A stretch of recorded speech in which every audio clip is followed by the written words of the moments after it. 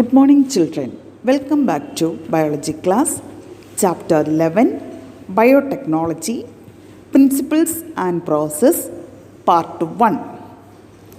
Biotechnology deals with the techniques of using live organisms or enzymes from organisms to produce products and process useful to humans.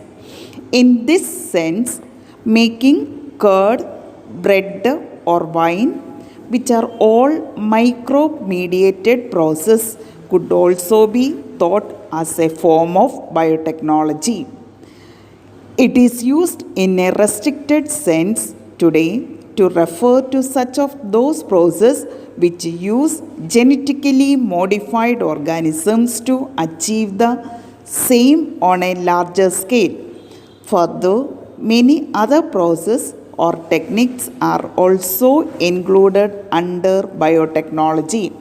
For example, in vitro fertilization leading to a test tube baby, synthesizing gene and using it, developing a DNA vaccine or correcting a defective gene are all part of biotechnology.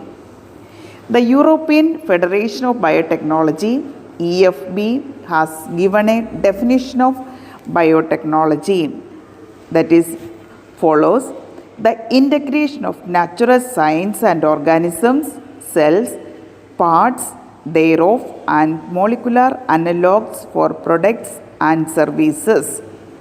Next, principles of biotechnology. Among many, the two core techniques that enabled birth of modern biotechnology. The first point, genetic engineering. Techniques to alter the chemistry of genetic material, that is the DNA and RNA, to introduce these into host organisms and thus change the phenotype of the organism. Phenotype of the host organism, new organism. Second point, maintenance of sterile or the microbial contamination free amphibians in chemical engineering process to enable the growth of only the desired microbe or the eukaryotic cell in large quantities for the manufacture of biotechnological products like antibiotics, vaccines, enzymes, etc. During the process of biotechnology, it is important to maintain sterile conditions. In the biotechnology, traditional hybridization procedures used in plant and animal breeding very often lead to inclusion and multiplication of undesirable genes along with the desired genes. The technique of genetic engineering, which include creation of recombinant DNA, use of gene cloning and gene transfer, it overcome this limitation and allow us to isolate and introduce only one or a set of desirable genes without introducing undesirable genes into the target organisms. Genetic engineering helps to overcome the limitation of traditional hybridization techniques. Traditional hybridization procedures are overcoming in the recombinant DNA, in that the desirable genes are introducing into the host organism. Then the piece of DNA would not be able to multiply itself in the progeny of the cells of the organism. The DNA, they are not producing the cells of the organism, but when it gets integrated into the genome of the recipient, it may multiply and inherited along with the host DNA. This is because of alien piece of DNA has become part of chromosome, which has the ability to replicate. In a chromosome, there is a specific DNA sequence called the origin of replication, which is responsible for initiating replication. Therefore, for the multiplication of any alien piece of DNA in an organism, it needs to be a part of a chromosome, which has a specific sequence known as origin of replication. Thus, an alien DNA is linked with the origin of replication so that this alien piece of DNA can replicate and multiply itself in the host organism. This can also be called as cloning or making multiple identical copies of any template DNA. Let us now focus on the first instance of the construction of an artificial recombinant DNA molecule. The construction of the first recombinant DNA emerged from the possibility of linking a gene encoding antibiotic resistance with a native plasmid.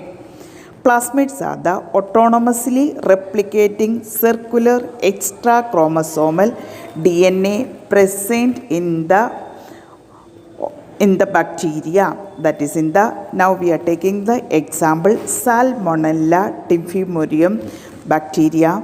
Stanley Cohen and Herbert Boyer accomplished this in 1972 by isolating the antibiotic resistance gene by cutting out a piece of DNA from a plasmid which was responsible for conferring antibiotic resistance.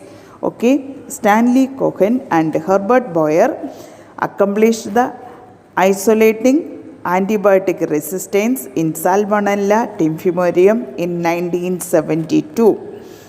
The cutting of DNA at specific locations became possible with the discovery of the enzymes that is called the restriction enzymes is called molecular scissors.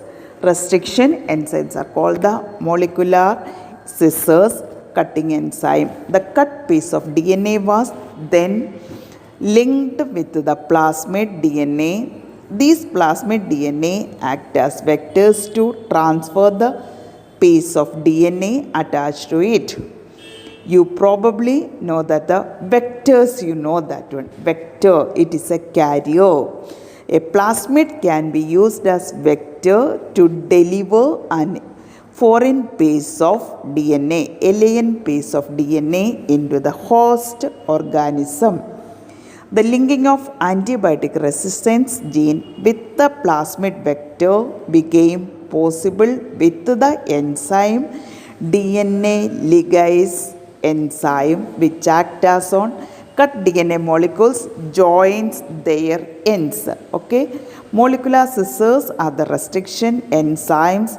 Ligase enzymes are the joining enzyme, stitching enzyme. This makes a new combination of circular autonomously replicating DNA created in vitro and is known as recombinant DNA. When this DNA is transferred into Escherichia coli bacteria that is closely related to Salmonella bacteria, it could replicate using the new host DNA polymerase enzyme. That is, the polymerase enzyme is the synthesizing enzyme and make multiple copies of the new organism.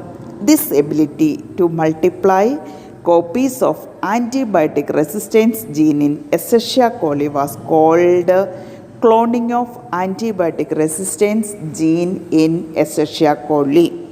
Okay, now we will discuss about the three basic steps in genetically modified organisms. First point, identification of DNA with the desirable genes. Second point, introduction of the identified DNA into the host. Third point, maintenance of introduced DNA in the host and transfer of the DNA to its progeny. Okay, first point, identification of DNA with the desirable genes. First, selected the genes which want to introduce in the organisms. Second, introduction of the identified DNA into the host organisms. The origin of replication region cut into with the restriction enzymes and the desired gene introduced into the host organisms joined with the ligase enzyme. Next, maintenance of introduced DNA in the host and transfer of the DNA to its progeny. Okay, these are the points of the three basic steps in the genetically modifying organisms.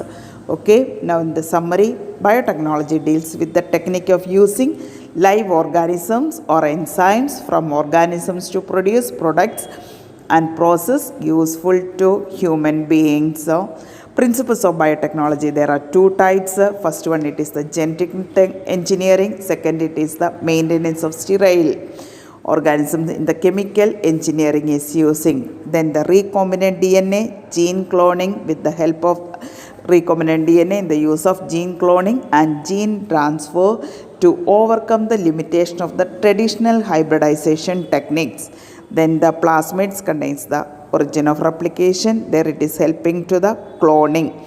Plasmids are the autonomously means self-replicating circular extrachromosomal DNA present in the bacterial cell. Restriction enzymes are the molecular scissors and the ligase enzyme are the joining enzyme. Okay, thank you.